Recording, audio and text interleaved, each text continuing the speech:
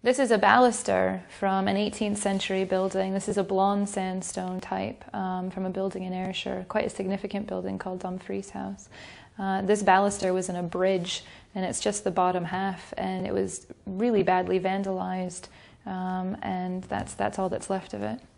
So we can match the stone to this for an existing stone type, which can be used to either reconstruct the balusters or repair if there's enough stone left, and put them back in place and restore them. My name is Tracey. I'm an architectural historian who is a research fellow placed on the BGS Building Stone team in Edinburgh.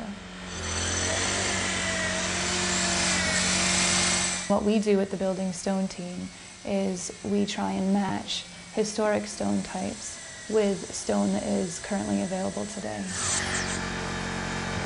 If you're using stone which is of different compatibilities or different characters, different compositions for restoration work, it can actually enhance decay. So we're trying to raise awareness and ensure that people know that there are different stone types. These are a bunch of samples that we have in our collection which helps us with matching so that we can identify a possible match for restoration work in historic buildings. The geological diversity of the British Isles is extremely diverse, one of the most diverse in the world, in fact. And the building blocks of our society, of our towns, our villages, our cities, is basically just beneath our feet. So you can begin to create a historical timeline, if you will, of our architectural heritage according to stone types. This process also helps us provide stone matching for new build as well, and construction sites that are in very historic areas that would like to not necessarily blend in, but just maintain that local character and that sense of place.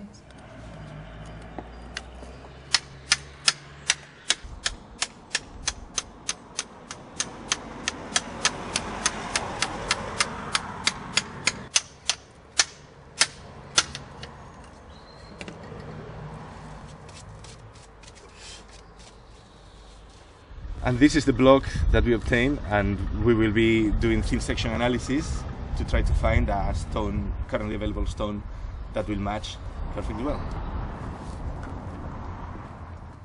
This is a sample that we took earlier from the site. It's a masonry block right directly out of the wall.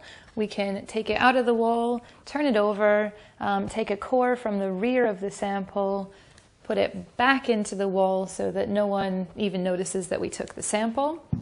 We then take it back to the lab where we cut the sample right in half.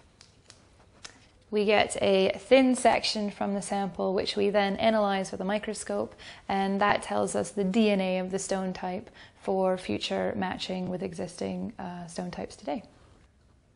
Historically, our stone types were exported around the world to the United States, to Australia, New Zealand, South Africa, etc.